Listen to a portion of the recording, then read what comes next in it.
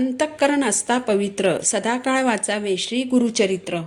श्री स्वामी समर्थ. नमस्कार सर्वांना. श्री स्वामी समर्थ कृपा या माझ्या मराठी यूट्यूब चॅनलवर सर्वांचं मनापासून खूप खूप स्वागत. 28 नोव्हेंबर 2025 पासून दत्त जयंती सप्ताहाला सुरुवात होत आहे. दत्त जयंती सप्ताह सर्व स्वामी भक्तांसाठी आणि दत्त भक्तांसाठी अतिशय महत्त्वाचा मानला जातो.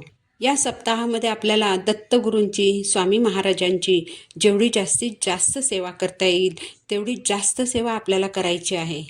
कारण या दिवसांमध्ये दत्ततत्व 1000 पटीने कार्यरत असतं आणि या सप्ताहात आपण ज्या काही सेवा करू त्याच्या 1000 पट पुण्य आपल्याला मिळत असतं. दत्त जयंतीच्या या सप्ताहामध्ये गुरुचरित्राचं पारायण कुणी करावं, कसं करावं, याचे नियम काय आहेत, या माहितीबाबतचाच आजचा आपला व्हिडिओ आहे. आयुष्यात एकदा तरी गुरुचरित्राचं पारायण करावं असं म्हटलं जातं. गुरुचरित्र ग्रंथाला 5वा वेद मानलं जातं. तर अशा या परमपावन ग्रंथाचं पारायण कोण करू शकतं? तर बघा, कोणीही स्त्री, पुरुष, मुलं, मुली कुणीही या ग्रंथाचं पारायण करू शकतं. मात्र महिलांनी गुरुचरित्राचा जो मूळ ग्रंथ आहे त्याचं पठण करायचं नाही. तर महिलांनी दिंडोरी प्रणीत गुरुचरित्राचा जो ग्रंथ आहे त्या ग्रंथाचं पारायण करायचं आहे. 28 नोव्हेंबरपासून केंद्रामध्ये सुद्धा गुरुचरित्राच्या सामूहिक पारायणाला सुरुवात होईल. तुमच्या जवळपास जर केंद्र किंवा मठ असेल तर तिथे होणाऱ्या सामूहिक पारायणात तुम्ही भाग घ्या. पण काही कारणाने जर तुम्हाला सामूहिक पारायणात भाग घेणं शक्य नसेल तर तुम्ही तुमच्या घरात पारायण करू शकता. जेव्हा तुम्ही घरामध्ये गुरुचरित्राचं पारायण करता तेव्हा तुमच्या घरातील वास्तुदोष, पितृदोष, ग्रहदोष हे सर्व दोष नष्ट होतात. ज्या घरात गुरुचरित्राचं संकल्पयुक्त पारायण केलं जातं त्या घरात कधीही कोणतीही अडचण उद्भवत नाही. अगदी अशक्य कोटीतील गोष्टी देखील शक्य होत असतात. 28 नोव्हेंबरपासून गुरुचरित्राच्या पारायणाला आपल्याला सुरुवात करायची आहे. तर आदल्या दिवशी म्हणजे 27 नोव्हेंबरला तुम्हाला 1 गाय आणि 4 श्वान यांना चपातीचा नैवेद्य द्यायचा आहे. यानंतर दुसऱ्या दिवसापासून पारायणाला सुरुवात करायची. दुसऱ्या दिवशी आपल्याला पूजा मांडणी करायची आहे. तुमच्या देवघरासमोर जर जागा असेल तर तिथेही तुम्ही पूजा मांडणी करू शकता आणि देवघरासमोर बसून पारायणाला सुरुवात करू शकता. पारायणाला बसताना पूर्वेकडे तोंड करून बसावे किंवा पश्चिमेकडे तोंड करून बसलात तरी चालेल. पहाटे 4 वाजल्यापासून ते संध्याकाळी 4 वाजेपर्यंत तुम्ही पारायण करू शकता.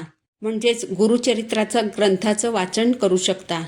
फक्त दुपारी 12 ते 12:30 या वेळेत कोणतीही सेवा करायची नाही.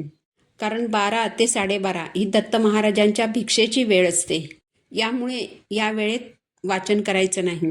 शक्यतो पारायण पहाटे केल्यास अतिशय उत्तम. पहाटे वाचन करणं जर शक्य नसेल तर दुपारी जेवण्यापूर्वी वाचन पूर्ण करावं. दुपारी जेवून झाल्यानंतर शक्यतो पारायण करू नये.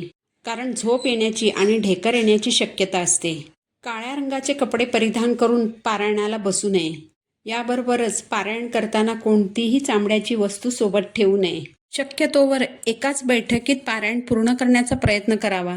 म्हणजे एका दिवशी जेवढे अध्याय वाचायचे असतात तेवढे अध्याय एकाच बैठकीत वाचण्याचा प्रयत्न करावा.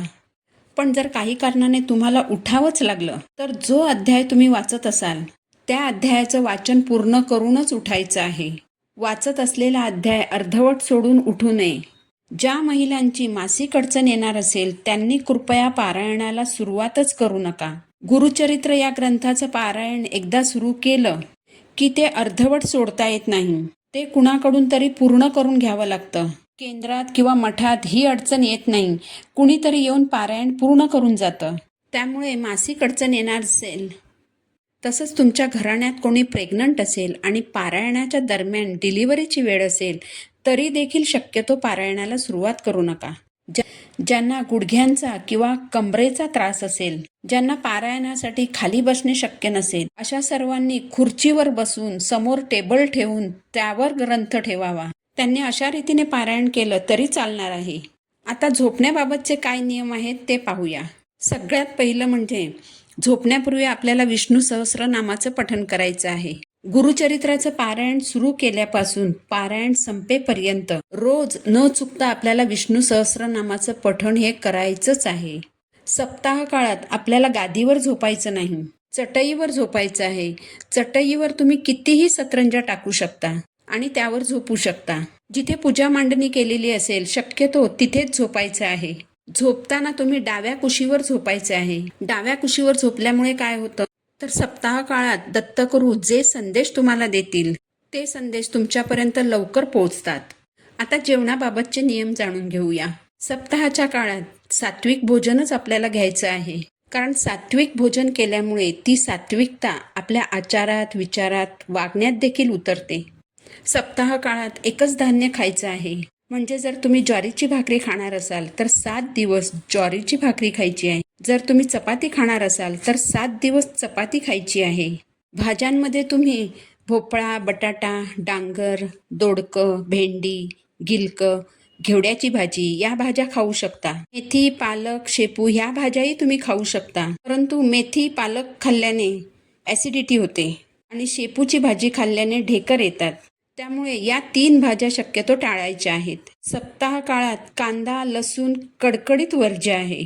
सप्ताह काळात मोड आलेली कडधान्य, डाळी खायच्या नाहीत. भात खायचा नाही. बाहेरचं काहीच खायचं नाही. म्हणजे biscuit, bread, toast, chocolate, ice cream यापैकी काहीही खायचं नाही. तुम्ही दूध, दही, ताक, चहा, कॉफी घेऊ शकता. सगळ्यात महत्त्वाचा नियम म्हणजे मांसाहार कडकडीत बंद करायचा आहे. घरात तर बनवायचंच नाही, पण घरातील व्यक्तींनी बाहेर जाऊन देखील मांसाहार करायचा नाही. ब्रह्मचर्याचं पालन करायचं आहे.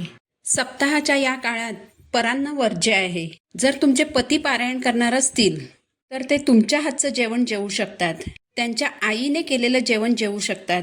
अविवाहित बहीण असेल, अविवाहित मुलगी असेल तर त्यांनी बनवलेलं जेवण ते जेवू शकतात. जर एखादी महिला पारायण करणार असेल तर तिच्या पतीने, सासूबाईने किंवा जाऊबाईंनी बनवलेलं जेवण ती जेवू शकते. अविवाहित नणंद असेल किंवा अविवाहित मुलगी असेल तर तिने बनवलेलं जेवणही तुम्ही जेवू शकता. परंतु तुमच्या घरातील मोलकरणीने बनवलेलं जेवण तुम्ही जेवू शकत नाही. सप्ताह काळात जर अचानक तुम्हाला सुतक लागलं, कारण सुतक हे काही सांगून येत नाही, तर अशा वेळेस पारायण अर्धवट सोडायचं नाही, तर ब्राह्मणाला बोलवून पारायण पूर्ण करून घ्यायचं आहे. पारायण काळात कुणालाही अपशब्द बोलू नका, कुणाशी भांडणतंटा करू नका, कुणाबद्दल वाईट बोलू नका. आपले कर्म चांगले ठेवून, मन स्वच्छ ठेवून तुम्हाला हे पारायण करायचं आहे. अशा तऱ्हेने पारायण केलं तर त्याची चांगली फळं ही तुम्हाला मिळणारच आहेत. ही माहिती तुम्हाला आवडली असेल तर व्हिडिओला लाईक करा, चॅनलला सबस्क्राईब करा. पुन्हा भेटू नवीन व्हिडिओसोबत. श्री स्वामी